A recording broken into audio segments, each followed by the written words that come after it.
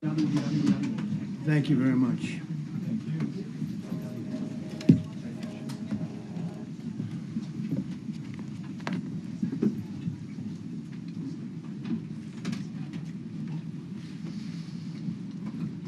It's a great honor to be with you, and happy Easter. We had a great Easter. This is one of our better Easters, I think, in a lot of different ways. I can say militarily, it's been one of the best. So, good afternoon. We have quite a bit to discuss. We'll go into pretty good detail.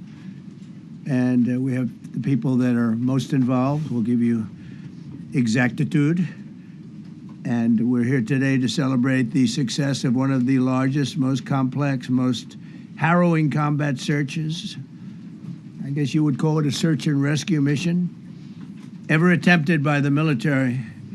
Generally, when planes are knocked down in war, especially when you're fighting a strong group, an evil group, you can't really do this because you send in 200 men to pick up one, and it's something that's usually not attempted as much as you want to attempt. And bad things happen to that one or two. And in this case, we did two, and it might not have been attempted before, but we did. And we had great talent, but we got a little luck too, I would say. And we were helped by a lot of people, a lot of great people. And it was an honor to be involved with it. It's very historic. This is a rescue that's very historic. It'll go down in the books. Late Thursday night, an American F-15 fighter jet went down deep inside enemy territory in Iran while participating in Operation Epic Fury, where we're doing unbelievably well, well at a level that nobody's ever seen before. The entire country can be taken out in one night, and that night might be tomorrow night. Both members of the crew ejected from the aircraft and landed alive. On Iranian soil, I immediately was asked to make a decision. I ordered the U.S. Armed Forces to do whatever was necessary to bring our brave warriors back home. A risky decision, because we could have ended up with 100 dead as opposed to one or two. It's a hard decision to make. But in the United States military, we leave no American behind. We don't do it. Within hours, our armed forces deployed 21 military aircraft into hostile airspace, many flying at very low altitude, being shot by bullets. You bring rifles into play when you go in that low, but there are also certain advantages. And in broad daylight over Iran for 7 hours, at times facing very, very heavy enemy fire. We have a helicopter that's got a lot of bullets in it. It's amazing. We just realized how good those weapons are. Our machines are. Nobody has the equipment that we have, and nobody has the military that we have. Not even close. We're the most powerful military anywhere in the world by far. The flight crews and warfighters aboard those aircraft took extraordinary risks to rescue their fellow service members. This first wave of search and rescue forces successfully located the pilot of the F-15, and he was extracted from enemy territory by an HH-60 Jolly Green II helicopter. Fabulous machine as our warriors faced gunfire at very close range. It's amazing that when you look at the machinery, what happened, that nobody was even injured. Meanwhile, the second crew member, a weapons system officer, highly respected colonel, had landed a significant distance away from the pilot. When you're going at those speeds, even if you go out 2 or 3 seconds later, it's miles and miles away because you're going fast. He was injured quite badly and stranded in an area teeming with terrorists from the Islamic Revolutionary Guard Corps rough group, as well as besieged militia and local authorities. Many, on top of everything else, they told the communities actually within inside of Iran, the people of Iran, they were given a tremendous incentive to find this pilot. Despite the peril, the officer followed his training and climbed into the treacherous mountain terrain and started climbing toward a higher altitude, something they were trained to do in order to evade capture. They want to always go as far away from the site of the shoot down. You want to go as far away because they all head right to that site. You want to be as far away as you can. And he was injured, and he was an amazing, amazing thing. He scaled cliff faces, bleeding rather profusely, treated his own wounds, and contacted American forces to transmit his location. They have a very sophisticated beeper-type apparatus that is on them at all times. And when they go out on these missions, they make sure they have lots of battery space and they're in good shape. And this one worked really well, amazingly, saved his life. We immediately mobilized a massive operation to retrieve him from the mountain holdout, and he kept going higher and higher. The mountain kept getting rougher and rougher, and really very, very hard to find. The second rescue mission involved 155 aircraft, including 4 bombers, 64 fighters, 48 refueling tankers, 13 rescue aircraft, and more. We were bringing them all over, and a lot of it was subterfuge. We wanted to have them think he was in a different location because they had a vast military force out there. Thousands of people were looking.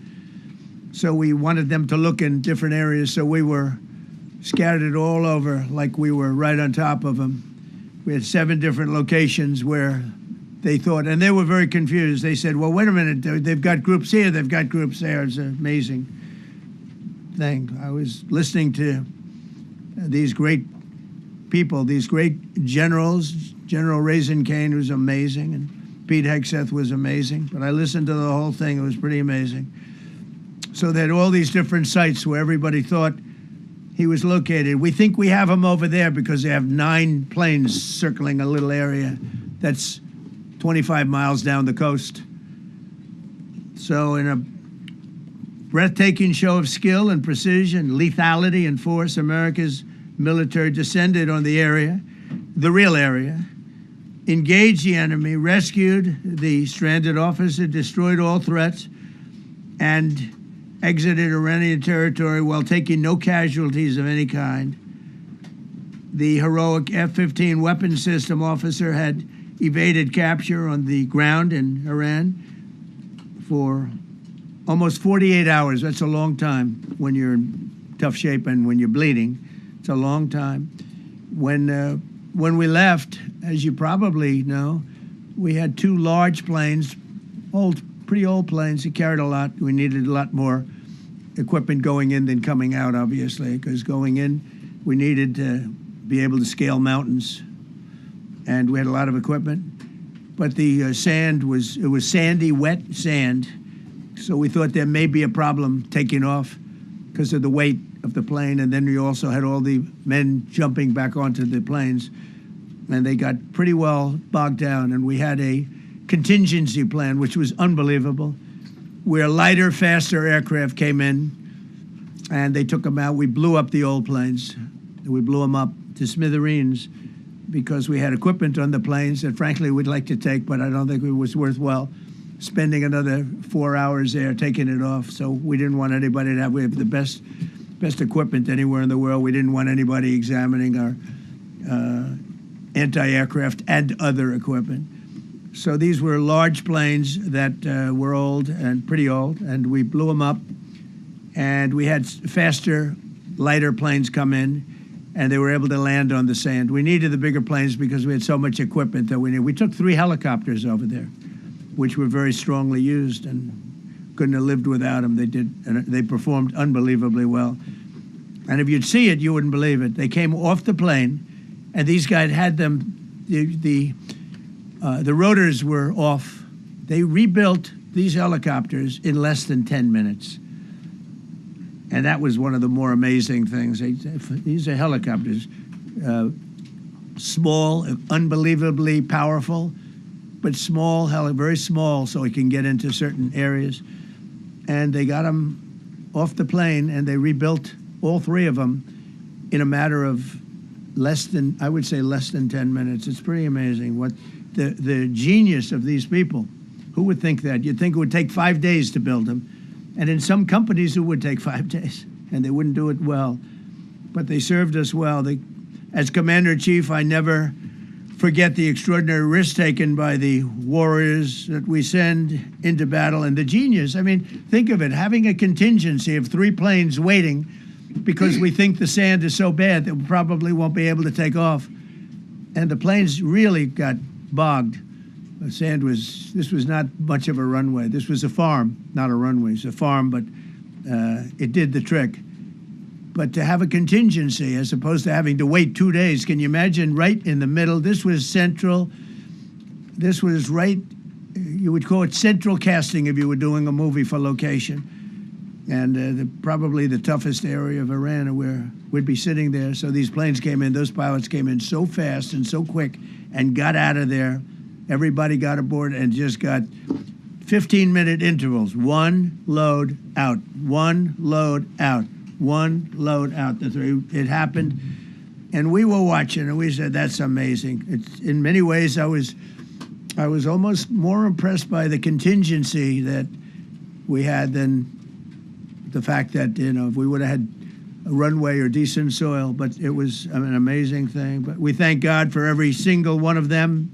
And the talent, the genius is not even talent, it's genius. It's the whole ball game, every one of them. If you look at what we did with Maduro, we went into a military compound, a massive, with thousands and thousands of soldiers, and within a matter of minutes, and he lived behind iron doors. There were steel doors, broke them down so quickly, and within almost minutes, he was in the back of these planes. It was a similar group. Incredible. We have incredibly talented people. And if the time comes, we move heaven and earth to bring them home safely. We're going to bring our people home safely. I want to thank every member of the U.S. Armed Forces involved in these historic operations. They really were historic. It's just not something that's done. And you'd understand it. Not that they don't want to do it, but when you're going into areas, when you look at these helicopters, when you look at the amount of bullets and everything else that they took, when you go into these areas, you don't come out like we came out. God was watching us. I tell you, well, it was the Easter, we were in Easter territory, I guess, but God was watching us. It's amazing. Because when you look at the machinery, they took damage. It tells you, first thing I said is, these are unbelievable machines, how they flew back and not even much of a problem. But these 2 extraordinary rescues, because it was 2, and as you probably know, we didn't talk about the first one for an hour. Then somebody leaked something, which we'll hopefully find that leaker. We're looking very hard to find that leaker. And talked about there's somebody missing. They basically said that we have one and there's somebody missing. Well, they didn't know there was somebody missing until this leaker gave the information. So whoever it was, we think we'll be able to find it out because we're going to go to the media company that released it, and we're going to say, national security, give it up or go to jail. And we know who, and you know who we're talking about, because some things you can't do. Because when they did that, all of a sudden, the entire country of Iran knew that there was a pilot that was somewhere on their land that was fighting for his life. And it also made it much more difficult for the pilots and for the people going in to search for him. All of a sudden, they know that there's somebody out there. They see all these planes coming in. It became a much more difficult operation because a leaker leaked that we have one, we've rescued one, but there's another one out there that we're trying to get. So actually, the country, Iran, put out a major notice, you all saw it, offering a very big award for anybody that captures the pilot. So in addition to a hostile, very talented, very good, very evil military, we had millions of people trying to get an award. So when you add that to it, but we have to find that leaker because that's a sick person. Probably didn't realize the extent of how bad it was. I can't imagine that the person did, but we're going to find out. It's national security, and the person that did the story will go to jail if he doesn't say, and that doesn't last long, and I think everybody would understand it. They put this mission at great risk. They put that man at great risk, and they put the hundreds of people that went in looking for him, because everyone now knows that we're going in.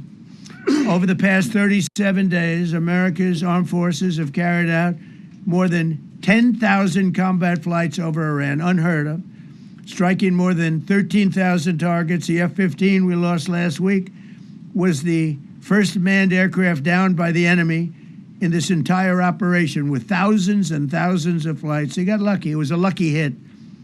You know, eventually you get lucky. But we got lucky too, because we got both of them back. But it's a record that is unparalleled in the history of military air operations. Nobody's ever seen anything like it. It's such an honor to be involved with it. We were up late at night, and then we were waiting for those contingent planes to come in, and we say, come on, let's go, get in, because they're waiting out on this farm without a runway, with wet, crummy soil, sand, mostly sand, wet sand, and it eats planes alive, and we're waiting, and we're saying, I hope that one can land and take off. And they came in like magic, boom, boom, boom, one after another. It was like genius. I'm so impressed by that. Because we were a little concerned. We said, boy, if they don't get in and get up fast, we're sitting in them. And that's called Iran Prime, right, General? That's where the whole bet is. And here we are sitting there waiting for a plane, but they came in so fast and so hard, and these guys knew exactly what to do. Let's go, come on, get in, let's go, blah. They came one right after another, not at the same time. They don't want to come at the same time. They had to come right after each other. They didn't have any room. There was barely any room to land. Tiny little patch of very wet earth and sand. So I'm so proud of the people that I have standing up here with me, and many others that worked. I mean, so many. Steve Witkoff's over here. He's doing fantastically. Jared Kushner. But the people that are here, the job they did is amazing. And I think I'm going to introduce the head of the CIA, and he is a man he's central casting, okay? If we cast a movie, he's going to play the head of the CIA. He's one of the few. John Ratcliffe, he did a phenomenal job that night. He did something that I don't know if you want to talk about it. If you want, you can. I'm not sure he's supposed to. I'm not going to talk about it. But the CIA was very responsible for finding this little speck. It's like they used an expression on one of the shows. A general was talking about, it's like finding a needle in a haystack, finding this pilot. And the CIA was unbelievable. And you may, if you can, you'll talk. It might be classified, in which case I'd have to put him in jail if he talks about it. And I don't want to put him in jail. He doesn't deserve that. So, John, do you want to say a few words? Thank you. Thank you, Mr. President. It's a privilege to be here with you today to share what we can about this exceptional mission and to recognize the ingenuity and bravery of those who executed it, as well as the leadership and resolve of the president who ordered it.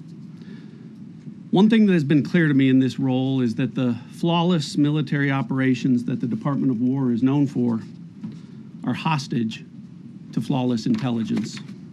We saw that in the skies over Iran in Operation Midnight Hammer last summer. We witnessed it in Venezuela during Operation Absolute Resolve. We've seen it against the cartels in the Western Hemisphere, and we're seeing it every day in Operation Epic Fury, including this mission to rescue an aviator buried deep behind enemy lines. Because it is the unique tradition of the U.S. Armed Forces that we leave no man or woman behind, this was a no-fail mission.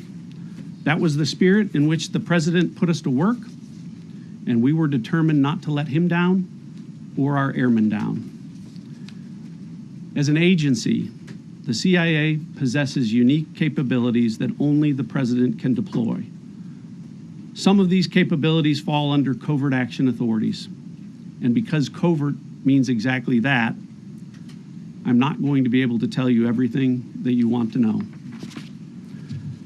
At the president's direction, we deployed both human assets and exquisite technologies that no other intelligence service in the world possesses to a daunting challenge, comparable to hunting for a single grain of sand in the middle of a desert.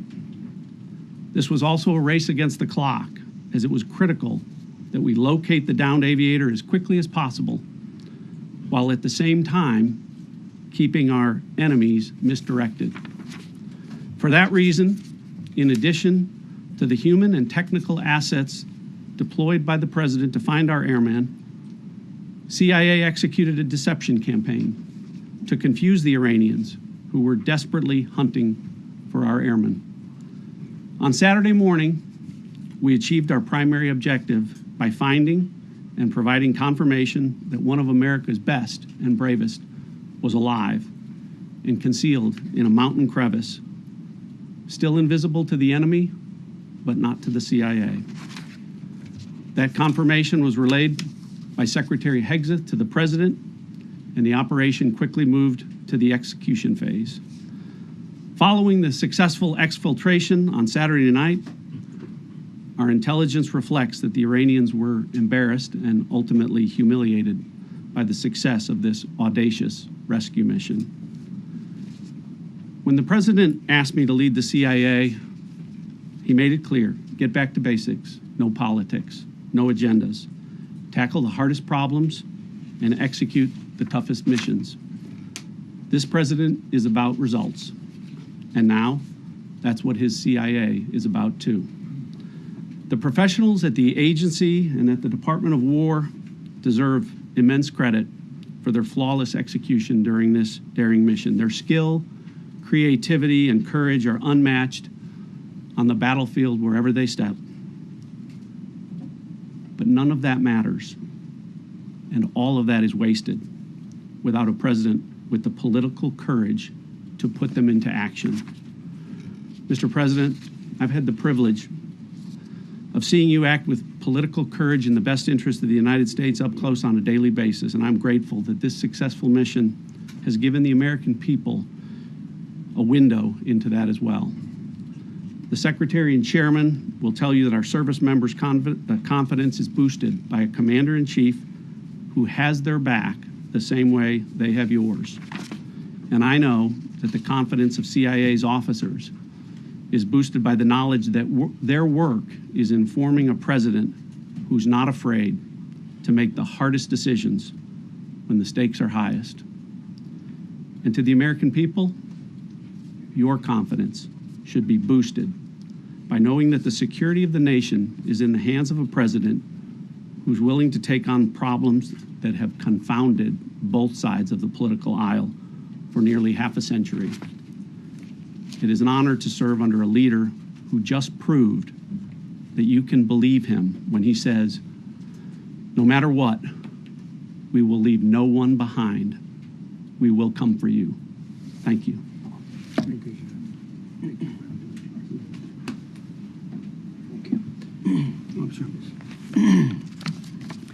Well, John, thank you for the collaboration with the CIA as well. Incredible and ongoing partnership.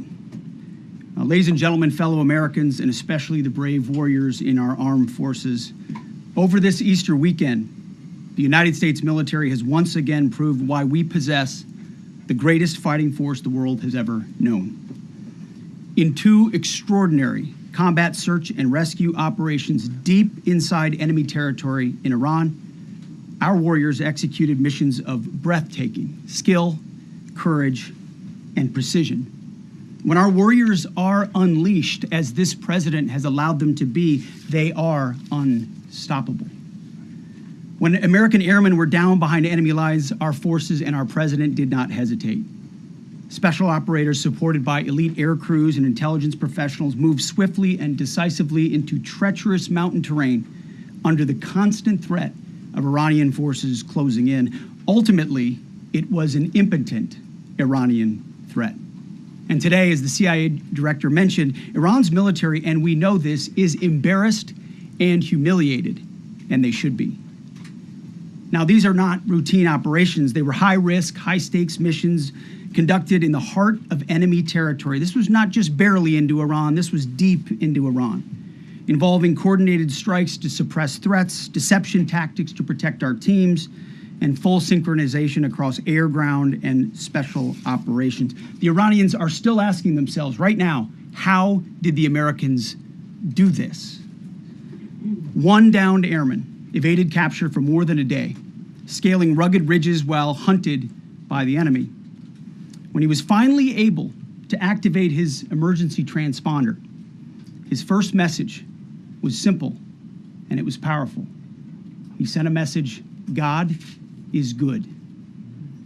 In that moment of isolation and danger, his faith and fighting spirit shone through. You see, shot down on a Friday, Good Friday, hidden in a cave, a crevice, all of Saturday, and rescued on Sunday. Flown out of Iran as the sun was rising on Easter Sunday. A pilot reborn, all home and accounted for, a nation rejoicing. God is good.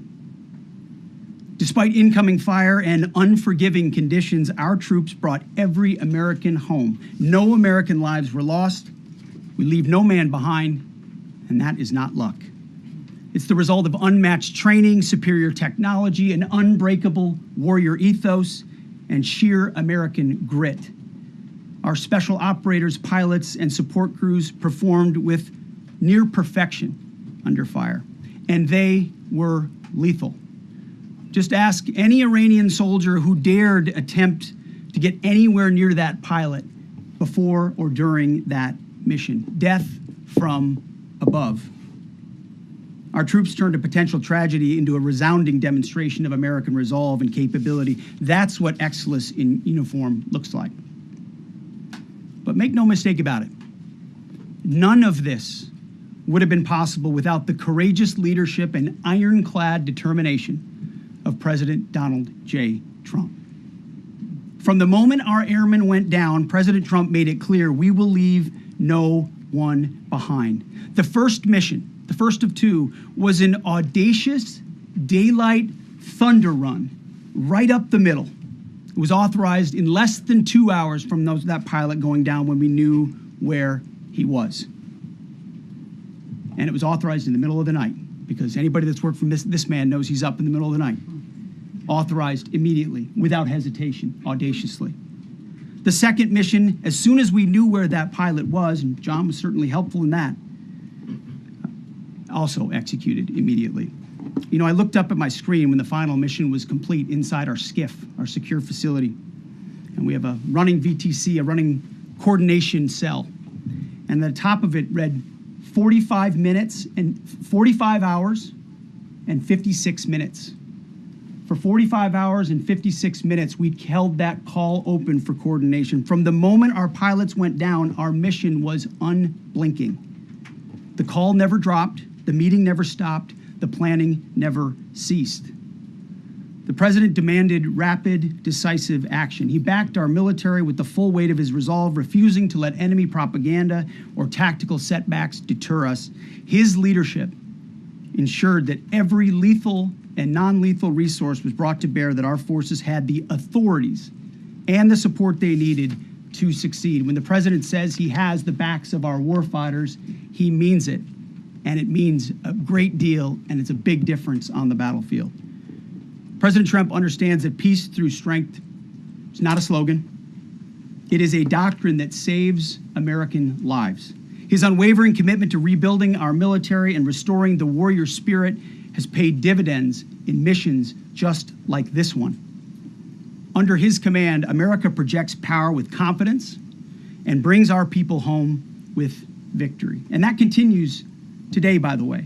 Per the president's direction, today will be the largest volume of strikes since day one of this operation. Tomorrow, even more than today. And then Iran has a choice. Choose wisely, because this president does not play around. You can ask Soleimani, you can ask Maduro, you can ask Khomeini. To those heroes who planned and executed these rescues, your nation stands in awe. I stand in awe. The chairman stands in awe. We all stand in awe of your professionalism and bravery. We serve for you. You embody the the very best of America. To the rescued airmen and their families, welcome home. Your courage and endurance, the quiet declaration of faith amid the storm inspires us all. God is good every day. And to our adversaries watching from Tehran, let this be a clear message. The United States military will go anywhere, at any time, to protect our own and complete the mission. We execute with precision. We control the skies. You see, we flew for 7 hours in daylight over Iran to get the first pilot. And we flew 7 hours in the middle of the night to get the second. And Iran did nothing about it. We fight with honor, and under President Trump's leadership, we win. So God bless our troops, God bless President Trump, and God bless the United States of America. Thank you. Well, good afternoon, everyone. Thank you, Mr. President. Thank you, Mr. Secretary. A note before I start, I know many of you want specific details in these briefings. We will share what we can, but I will retain what I must in the event that we have to go do this again sometime. And I cannot stress the importance, as the President said, around operational security. The Secretary and I will do a more detailed briefing tomorrow morning, and we look forward to sharing the details that we can.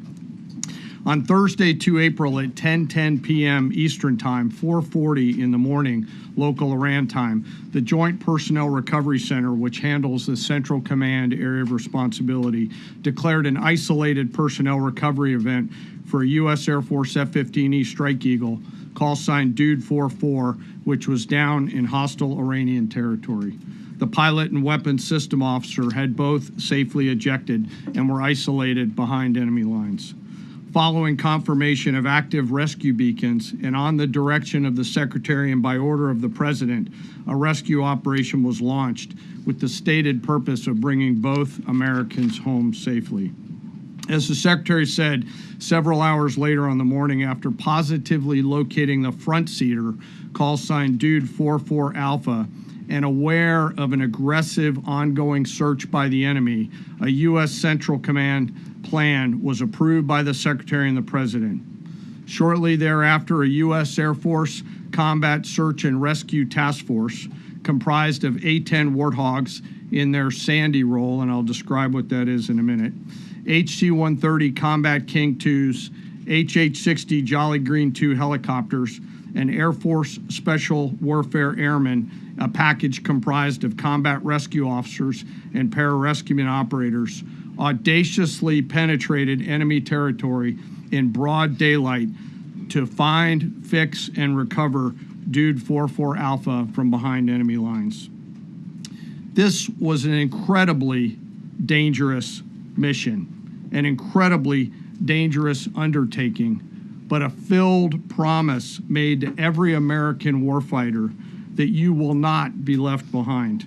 We will always come find you, and we will always bring you home. Over the next hours, the Search and Rescue Task Force crossed the beach, entered into Iranian airspace, protected by a fighter strike package, and moved into the objective area, all under fire. En route, as some of you have seen on social media, the helicopters took gas off the C-130s and pressed onward and forward up into the objective area. While this was ongoing and out in front of them, the Sandy flight of A-10s and other remotely piloted aircraft, drones, and other tactical aircraft were violently suppressing and engaging the enemy in a close-in gunfight to keep them away from the front seater and allow the pickup force to get into the objective area. During this engagement, one of the Sandy aircraft, the one primarily responsible for communicating with the downed pilot, was hit by enemy fire. This pilot continued to fight, continued the mission, and then upon exit, flew his aircraft into another country and determined that the airplane was not landable. This was one of our A-10 Sandy aircraft. The pilot then made the decision to eject over friendly territory and was quickly and safely recovered and is doing fine. After picking up Dude 44 Alpha, the HH-60 Jolly Green fight was engaged by every single person in Iran who had a small arms weapon. And one of the aircraft, the trailing aircraft, took several hits. The crew sustained minor injury, and they are going to be fine. A note for those of you that do not know what a Sandy does. Named after the flight call sign that did this very mission in Vietnam, flying A-1 Sky Raiders and A-7 Corsairs, a Sandy has one mission: get to the survivor, bring the rescue force forward, and put themselves between that survivor on the ground and the enemy. They are committed to this. This is what they live for, and this is what they've trained for over many, many years. The A-10 force and the rescue force did a fantastic job rescuing Dude 44 Alpha. He was recovered Friday afternoon. As I said, and the nation needs to know this was an incredibly brave and courageous mission, and a testament to the courage, skill, and tenacity of the joint force and our leaders. And especially a daylight option, having the guts to try, means so much to so many. Meanwhile, the backseater, as the President and the Secretary have said, had continued to work and survive. Through the hours of daylight, Dude 44 Bravo, the backseater, evaded.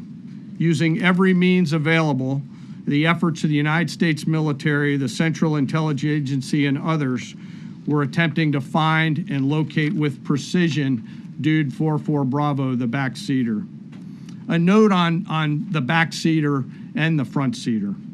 The single most important contributor to a successful rescue operation is the spirit of attack inside the heart of that downed aviator.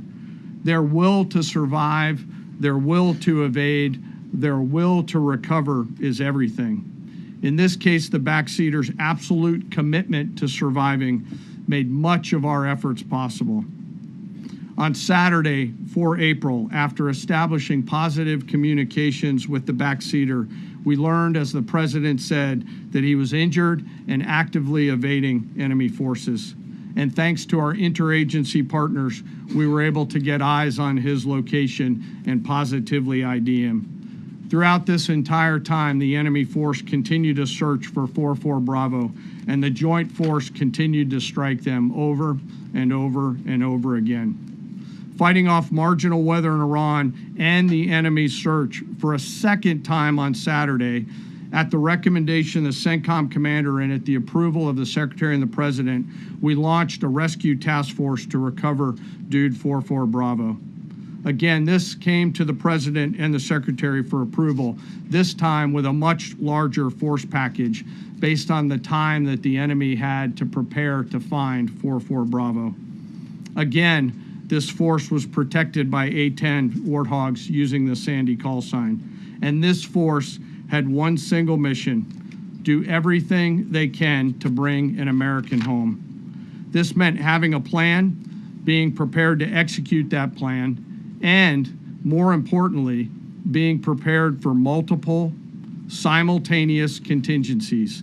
And because of this force's professionalism, grit, and determination, fight off two enemies at the same time: the enemy searching for 44 Bravo and contingencies, which anyone who has done these types of missions knows we run into every single time. The force fought off both of those enemies incredibly well. During the period of darkness on Saturday, and as the Secretary said, into Easter Sunday and into the daylight, the force fought its way in and rescued Dude 44 Bravo. They were protected overhead by an air armada, including tactical drones, strike aircraft, and others. The force fought through multiple simultaneous contingencies, something no other nation, no other military can do, and safely returned Dude 44 Bravo, the backseater, home, and all other Americans home as well. At midnight 12 local Eastern time, Easter Sunday, more than 50 hours after the start of this operation, the Joint Personnel Recovery Center declared Dude 44 Bravo, both the front and back seater, returned to friendly territory. The courage demonstrated by both the pilot and the weapons system officer while isolated and them invading the enemy cannot be overstated. Their grit and warfighting tenacity is a direct result of the absolute trust they have in our rescue forces, their training, and their will to survive and return. They always knew that we would be ordered to go get them, and they always knew that we would be coming to get them.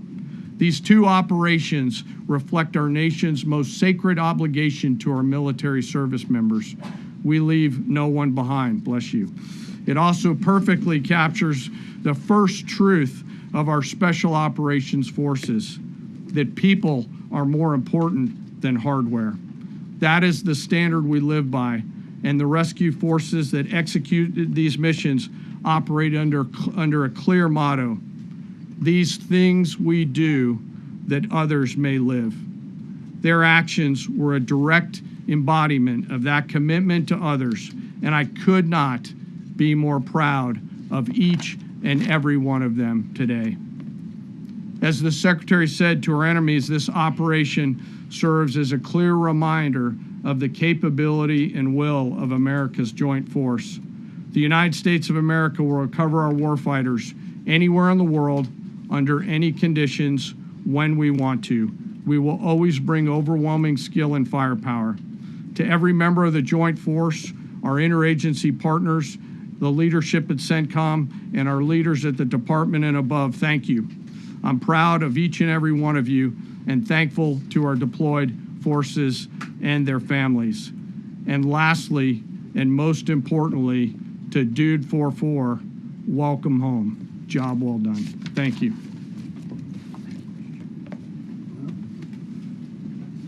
Pretty amazing, pretty amazing. And these two gentlemen have been, from day one, they've been perfecto. You know, I got to know General Kane in my first term because he was able to take out ISIS in 4 weeks instead of the 4-year projection that was given to me by other much lesser generals. And I said, you know, if I ever do this again, that's going to be the head of my Joint Chiefs of Staff. And we worked it that way, didn't we? And it's amazing. He took out ISIS. We defeated ISIS in 4 weeks. I was told it would take 4 years. I flew to Iraq to find out with the greatest equipment in the world, why would it take 4 years? And he told me, sir, it won't. It'll take 4 weeks and you'll have time left over. And that's exactly what happened. So he's great. And Pete, all I can say is that he was treated very unfairly. And now those same people that treated him unfairly, that fought against him, they called me up saying, what a great choice he was. They said, well, what happened during his nomination? What happened to you? I'm telling you, people that were not for him, senators, friends of mine, sir, I don't think you're doing the right thing. Now they're calling me up. What a choice. These two guys are fantastic. And John Ratcliffe was incredible. It was actually their genius that called us from, he was 40 miles away. And he said, you know, we're seeing something moving up in the mountain. This is at night. And they kept the camera on him for 45 minutes. He wasn't moving. And they said, you know, probably wrong, but we're seeing something moving. This is a vast mountain, vast, thick, with bushes, trees. He said, we see something moving 40 miles away. It was the head of a human being, I'm telling you, it's moving. And then all of a sudden, 45 minutes later, he moved a lot. He stood up, and they said, we have him. And that was really the beginning of something incredible. We had an idea where he was, but not specifically. That's a big mountain. So I want to thank the CIA, too. I don't think they get enough credit for the great job they've done. Yes, please. Yes. Thank you very much, Mr. President, for this great opportunity. Country, it has super army. You make a difference, Mr. President. Thank you for your greatest leadership. Thank you. I have 2 quick questions, Mr. President. What was your reaction when you learned that Kurdistan region had resumed exporting oil to the international market with your support as United States of America? Well, I expected that. We've gotten along with the Kurds for a long time, so I expected that. Another question, what would be your reaction if the Iranian people rise up against their regime during a ceasefire, Mr. President? Well, they should do it, but again, the consequences are great. I mean, they were told if you protest, you will be shot immediately. You saw what happened to the young wrestler. He was a great champion, by the way. He was a great wrestler, one of the top in the world. And he and his two friends were hung. And all they did was say a little bit about liberty. They wanted liberty, and they were violently executed. But the number is up to probably 45,000 people were killed. So, you know, when somebody stays in a house, when they know if they walk out of the house to protest, they'll be immediately shot and killed. And they issued that, you know, that was publicly issued. It's not a secret. That's why so many people say, oh, well, why are you doing this way? We can't let Iran have a nuclear weapon. You know, we got regime change, we do. We're dealing with a much different regime than before. We're dealing with different people. They're smarter. I think they're sharper and far less radical. We have regime change, but we didn't do this for regime change. We did it for the fact, and my view was very simple. I saw somebody said, oh, he doesn't have a plan. I have the best plan of all, but I'm not going to tell you what my plan is. You know, they want me to say, here's my plan. We're going to attack at 9:47 in the morning, and then we're going to do this, and then we're going to, and if you don't do that, they say, I have a plan. These people know what the plan is. Everybody here knows what the plan is, but it's very unfair to say, we don't, because I don't mind being insulted. I've been insulted for many years by the fake news, but you can't. It's so bad for people that are so you just saw two great, and John Ratcliffe, three unbelievable people. They have a plan. Every single thing has been thought out by all of us. But I can't reveal the plan to the media. So, you know, but we're just thrilled by the success of this operation. Yes, please. Thank you, Mr. President. You've said Iranians would be mad if you stopped these attacks, but why would they want you to blow up their infrastructure, to cut off their power? Wouldn't that be punishing Iranians for the actions of the regime? They would be willing to, and it's suffering, they would be willing to suffer that in order to have freedom. The Iranians have, and we've had numerous intercepts. Please keep bombing. Bombs that are dropping near their homes. Please keep bombing.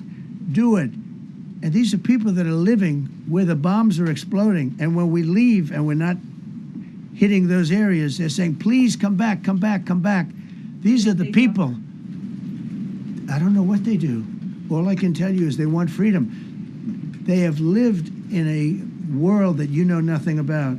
It's a violent, horrible world where if you protest, you are shot. Remember the great woman protests where they had 400,000, 500,000 women, and they were all enthused and they were going to protest, and everybody said, oh, the regime's going to come to an end. And then all of a sudden, boom, boom, 5, 6 different areas. A woman would go down right between the eyes. They had snipers. They had 5 snipers. That's all it took. And those 400,000 or 500,000 women said, oh my God, what's that? Oh, look over there, what's that? A woman shot right between the eyes. And after 5 or 6 of them go down, then you start hearing the purr through the vast number of people. And then they said, oh my God, who would do that? And they're incredible people, but they've lived so horribly. They've lived so horribly. You know, Iran was a great country if you go back 25 years ago or so. The Persian people, they're incredible, smart, brilliant, actually. And I know so many. I know coming from New York, originally, I know so many people from Iran. They're incredible people, incredible energy, and very, very brilliant people. But when you're standing in a group and protesting and you have a woman, in the case of a woman, remember the Great Woman March, everybody was saying, oh, this is the end of the country. And then snipers selectively picked.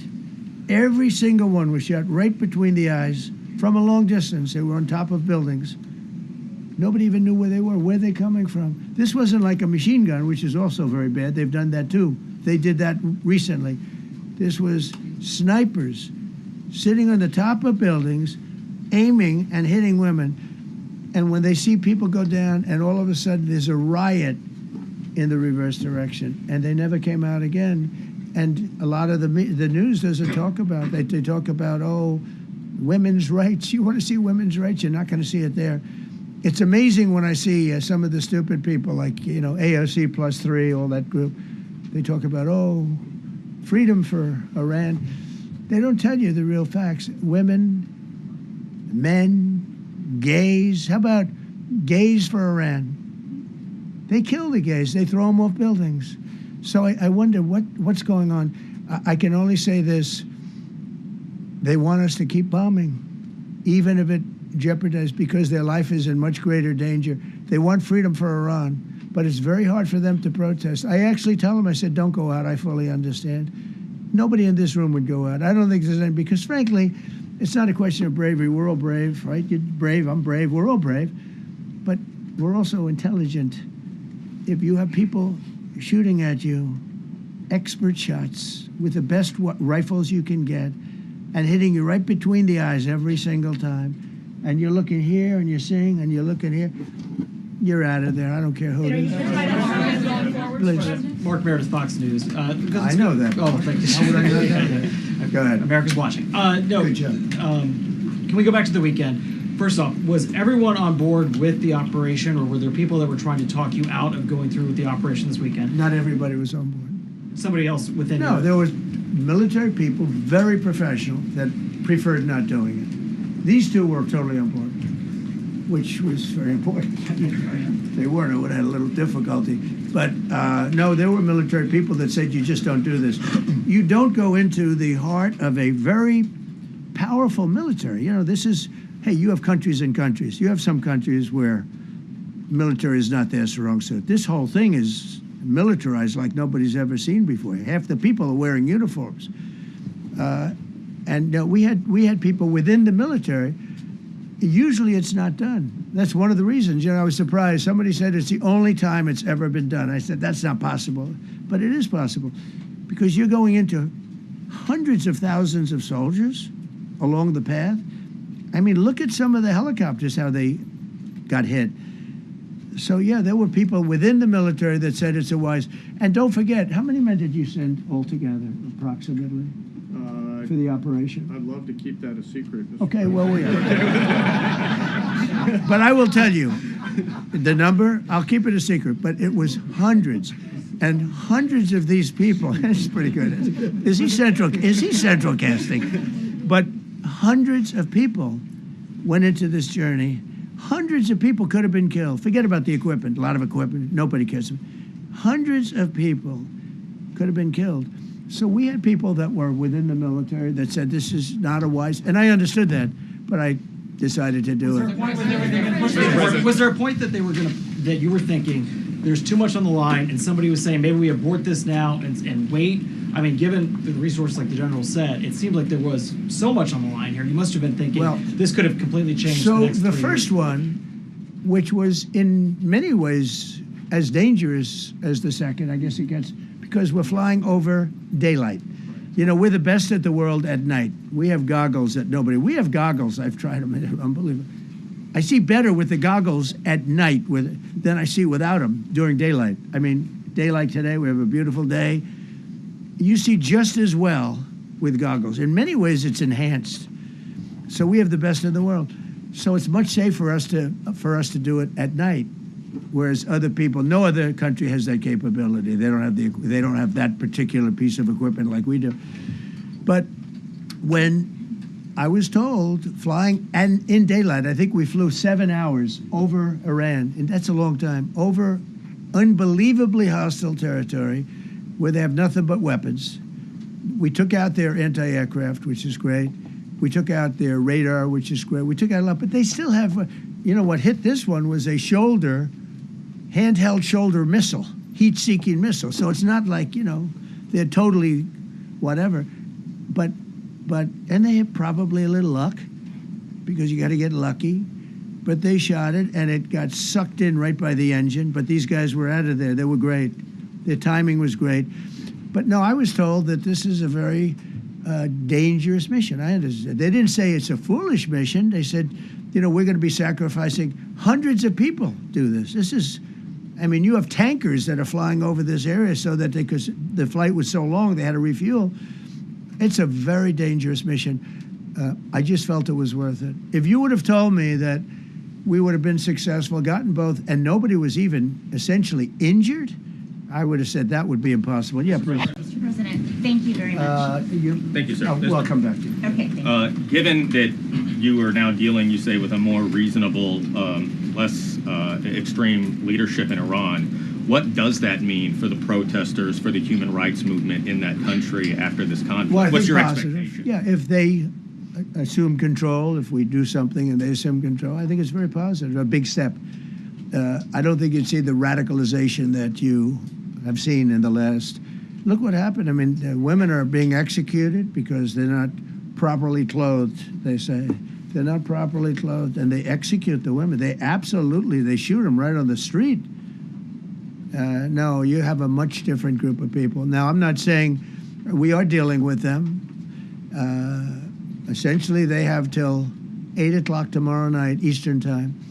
But we are dealing with them. I think it's going well. Mr. Witkoff is here, and JD's involved in the dealing.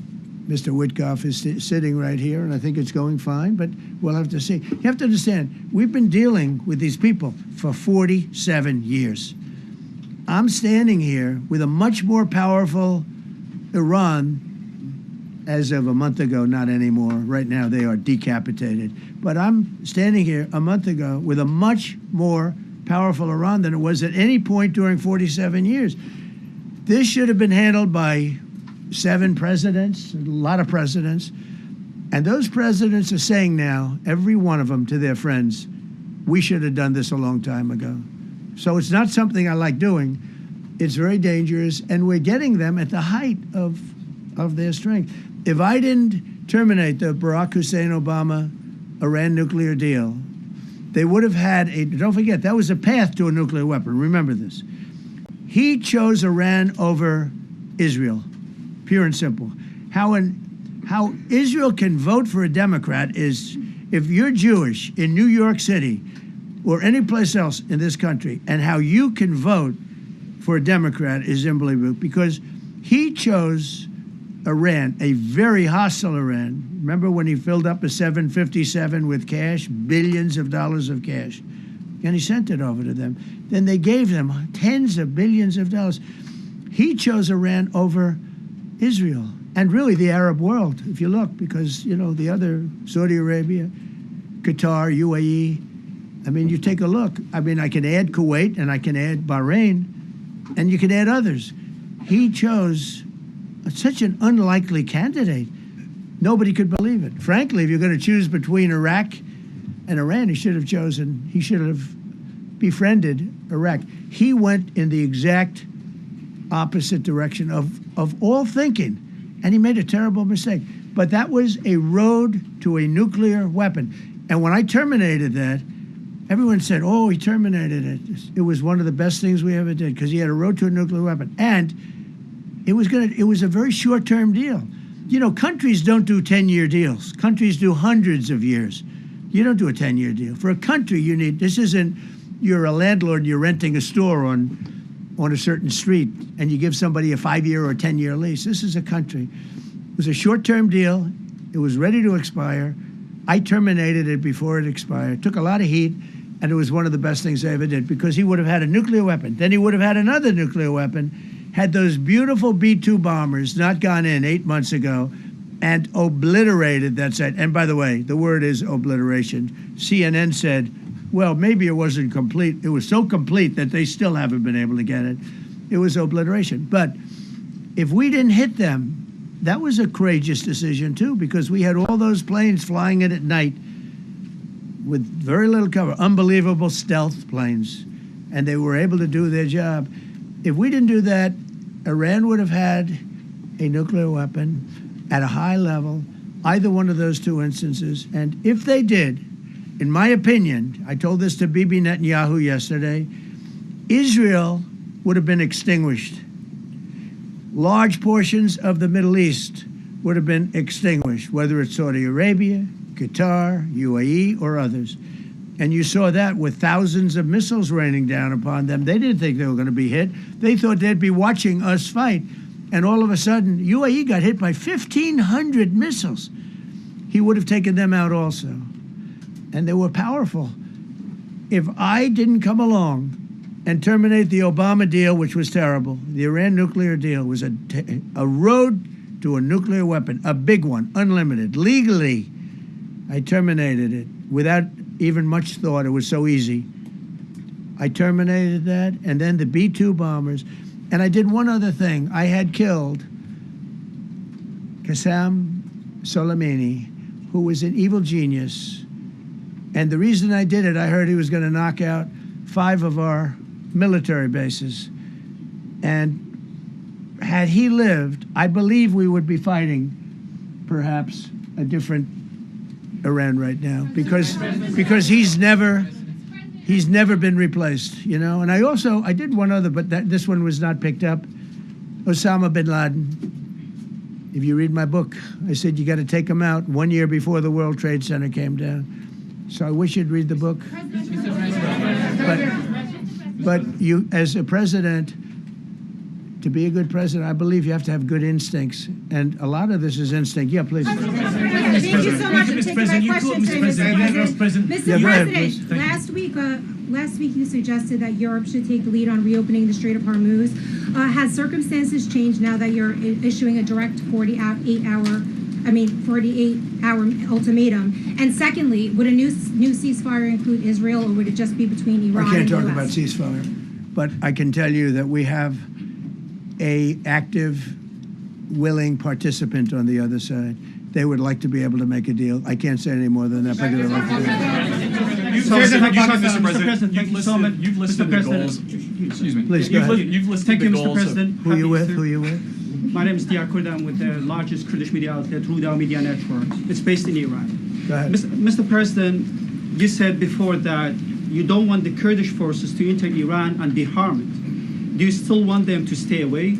Or what role do you expect them to play now? I'd rather have them stay away. And then, I'd rather have them stay away because I think they bring with them some problems and some difficulties. And I don't think they bring death, I mean, you know, to themselves. But I'd rather have them stay away.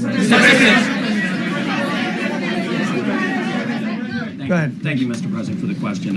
Deliberate attacks on civilian infrastructure violate the Geneva Conventions and international law. Who are you with? I'm with the New York Times. Zolan from the New York Times. Are you failing? Are you concerned? Circulation way down at the New York Times. Are you concerned that your threat to bomb power plants and bridges amount to war crimes? No, not at all. No. I hope I don't have to do it. But again, I just said 47 years they've been negotiating with these people. They're great negotiators. And because they're not going to have a nuclear weapon. And if somebody that takes my place someday is weak and ineffective, which possibly that will happen because we had numerous presidents that were weak, ineffective, and afraid of Iran, we're never going to let Iran have a nuclear weapon. And if you think it's okay for people that are sick of mind, that are tough, smart, and sick, really sick, from a policy standpoint, from a standpoint, any which way you want to say, mentally, these are disturbed people. If you think I'm going to allow them, and powerful and rich, to have a nuclear weapon, you can tell your friends at the New York Times, not going to happen. It means violating international law. Quiet. You no longer have credibility at the New York Times. Because the New York Times said, oh, Trump won't win the election, and I won in a landslide. I won every swing state. New York Times said, oh, Trump won't win the election. New York Times has no credibility. The credibility they have is it used to be all the news that's fit to print. The old gray lady, it was great, but they're running on past fumes, and you can't keep doing that. You have to be able to give the correct news.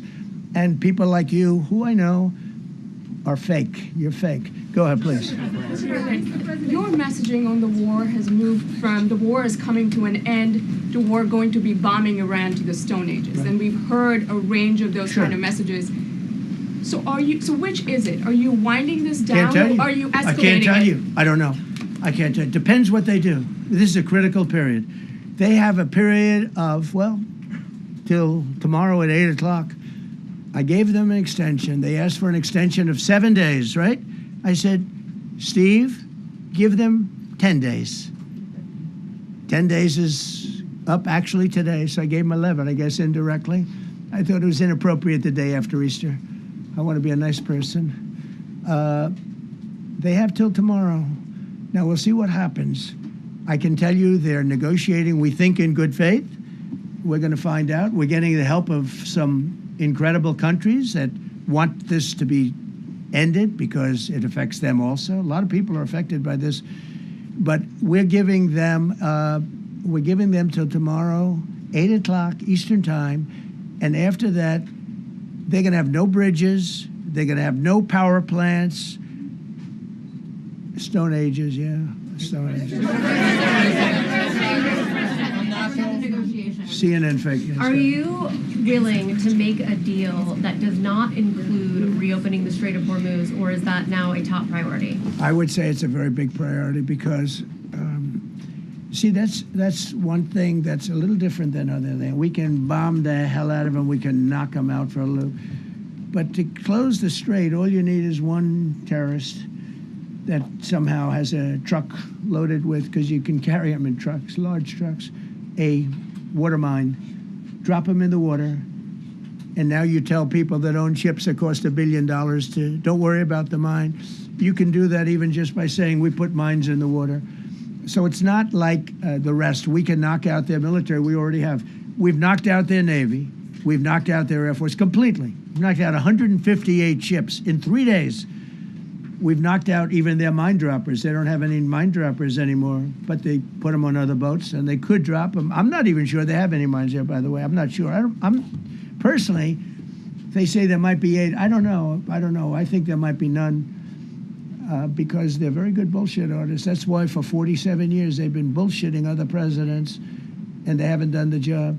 And people are living in hell. You live in that country, they're living in hell. No, I think that 47 years of this stuff is long enough.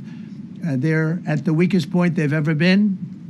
They have no Navy, they have no Air Force, they have no anti-aircraft weaponry, they have no radar, they have no communication. In fact, the biggest problem we have in our negotiation is that they can't communicate. I said to Steve, what are they saying? Sir, they can't communicate. They have no method of communication.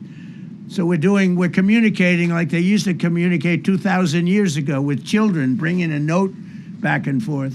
They have no communication. But all I want to see is I want to have a safe world, and you're not going to have a safe world. Israel will be gone. The Middle East will be gone. And then they're coming for Europe.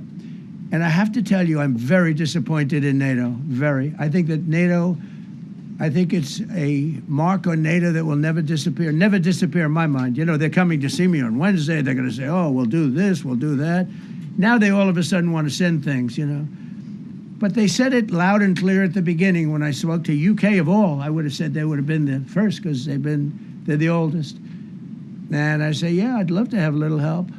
He said, no, sir, we'd rather wait till you win. I said, I don't need help after we win. They have 2 old broken aircraft carriers, barely work. I said, I guess we can use them. Who the hell knows? I called the general. He didn't even want them. He said, we don't really need them. We got the SS Abraham Lincoln, sir. We don't need them. You know, we have, in terms of technology, we had one day 101 missiles going at 2,700 miles an hour, aimed at the Abraham Lincoln. 101 missiles. Out of 101 missiles, 101 missiles were shot down. Unbelievable technology. 10 years ago, 5 years ago, I don't know if that would have been possible, but 10 years ago, that wouldn't have been possible. 101 missiles heading to a ship that's not that far off the coast. And out of the 101 missiles, we shot down all 101. We have weaponry. The Patriots are unbelievable. We have weaponry that's unbelievable. Yeah. Go ahead, please. Yes. Thank you, Mr. President. You said earlier today during the egg roll that you would like to take Iran's oil, but Americans want U.S. forces home. Correct.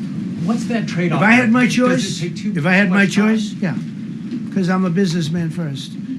With Venezuela, as you know, the war was over in about 45 minutes.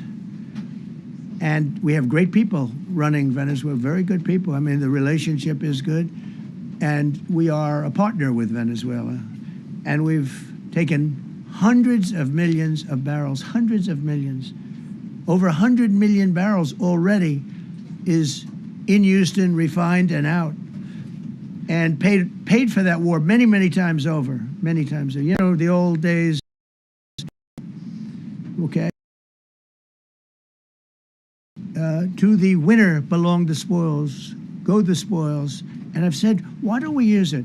To the victor, go the spoils. And we don't have that. We haven't had that in this country probably in 100 years, because even the Second World War, you look at the Second World War, we didn't have it with the Second World War. We helped rebuild all those countries. We rebuilt Germany. How about Germany telling us that, well, it's not their war. We had nothing to do with it. They wanted me to go and tell them everything I was doing. We didn't know anything about it. Well, if I would have told them, they would have leaked it, and we wouldn't have been nearly as successful, possibly, right? But to the victor belong the spoils. So we haven't heard that in, I think, maybe hundreds of years. Now with Venezuela, and we, just so you understand, the people of Venezuela, they say if I ran for president of Venezuela, I'm polling higher than anybody has ever polled in Venezuela. So after I'm finished with this, I can go to Venezuela. I will quickly learn Spanish. It won't take too long. I'm good at language. And I will go to Venezuela. I'm going to run for president. But we're very happy with the president.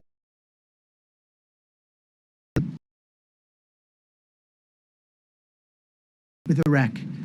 They fired the generals. They fired the police. They fired the people that worked in their equivalent of the White House. They fired everybody. And you know what they had? They had a mess. And you know what happened? ISIS formed. Those generals and those soldiers got together. The police got together. They all got together. They formed ISIS. Not going to happen with us. So Venezuela has been an incredible situation. We went in. We were very successful. Military power like nobody's ever seen. The general, Venezuelan general, said, I was on that site. I said, I've never seen ferocity like that. I've been doing this for 40 years. He said, I've never seen it. They hit us from 17 different, they were all set. They saw that big, beautiful aircraft carrier, the Ford in that case, and planes were pouring off it at 1 o'clock in the morning. So typically when you see that late at night, you know, you could be in trouble, right? And we were all ready.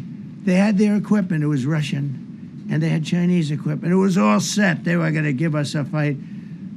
He said, and then they came, and they came at speeds like we've never seen. And they came at 17 different angles.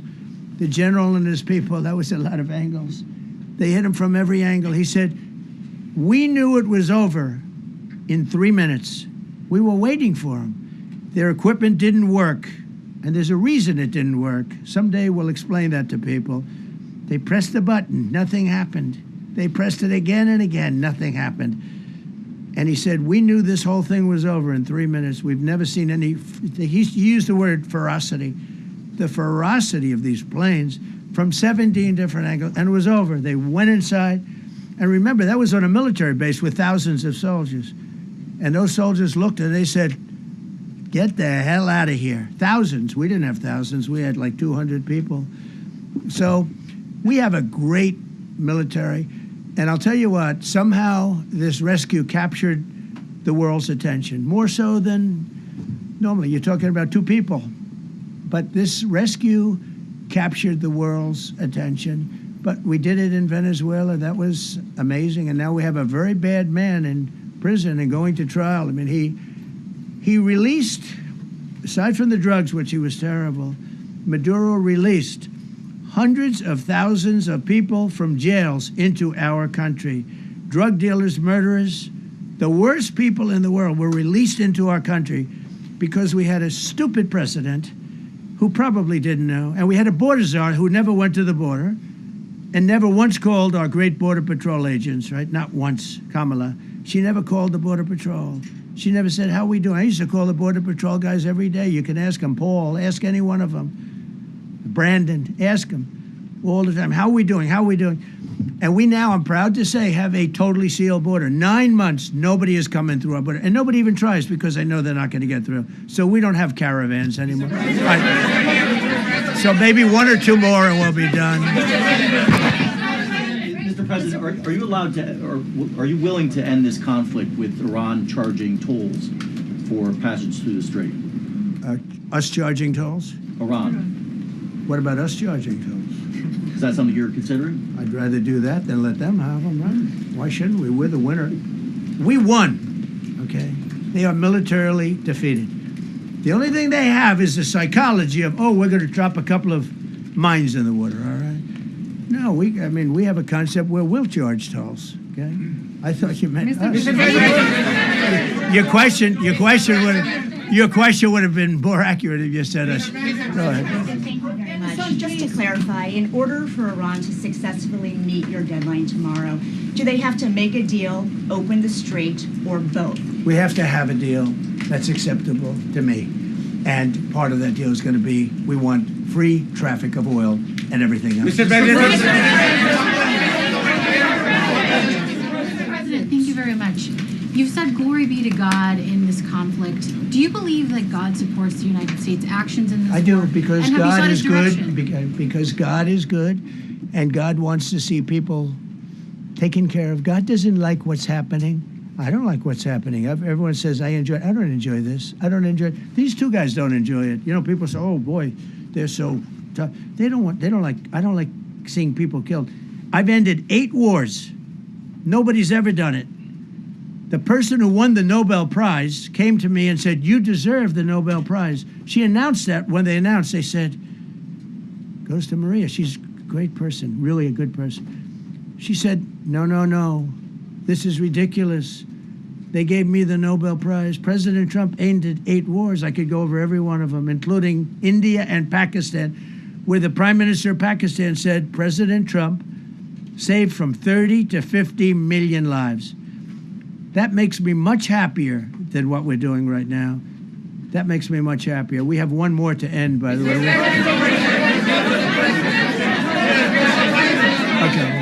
President, you called yesterday in your Truth Social, you called the Iranians crazy bastards.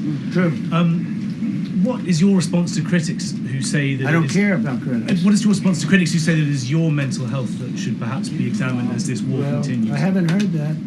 But if that's the case, you're going to have more people like me, because our country was being ripped off on trade, on everything for many years until I came along.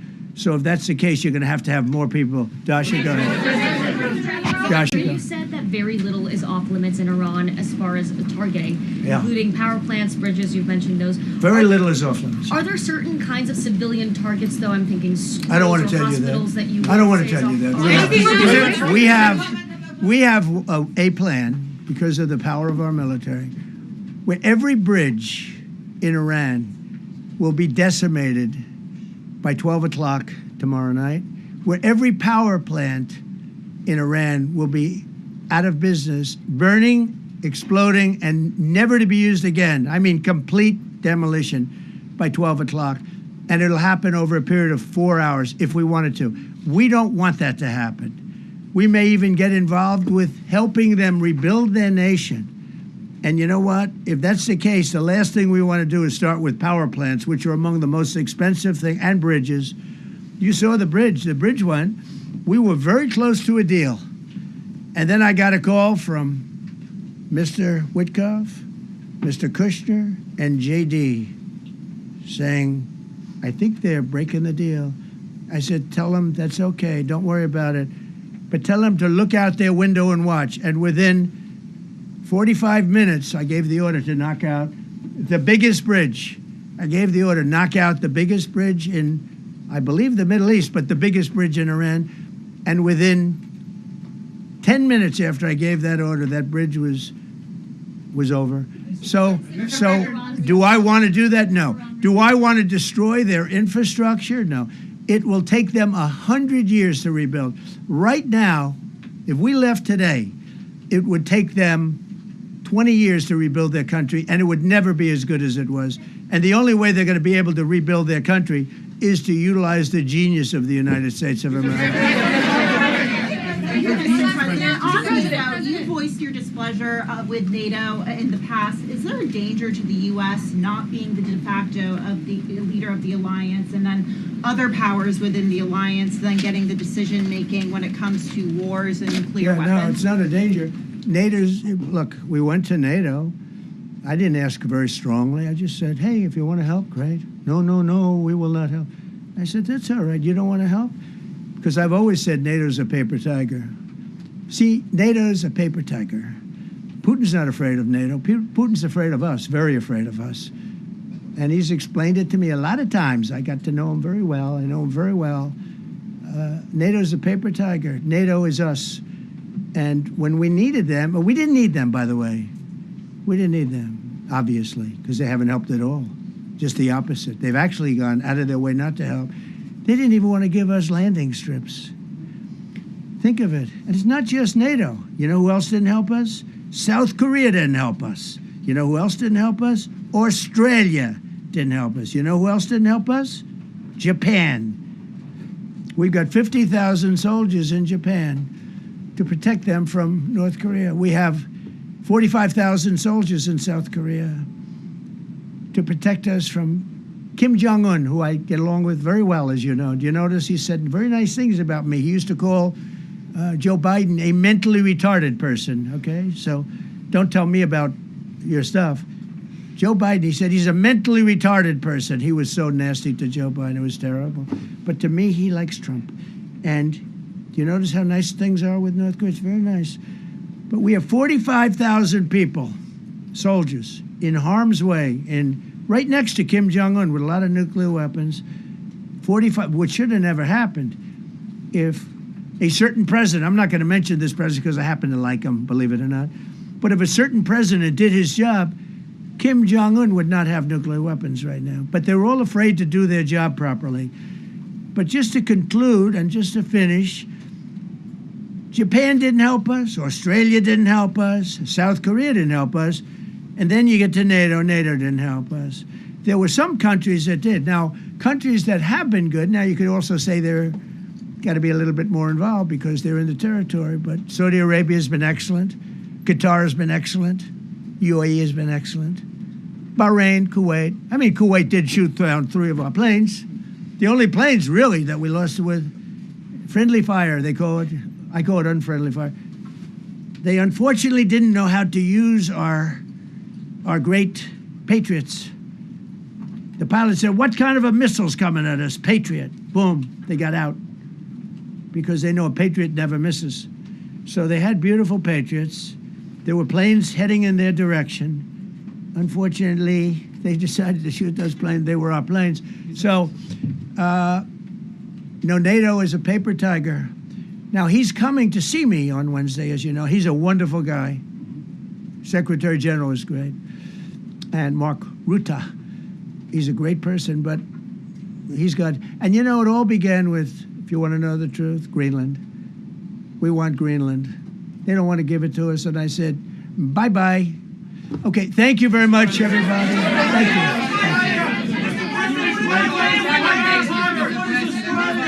What about rising gas prices for Americans who are concerned? General,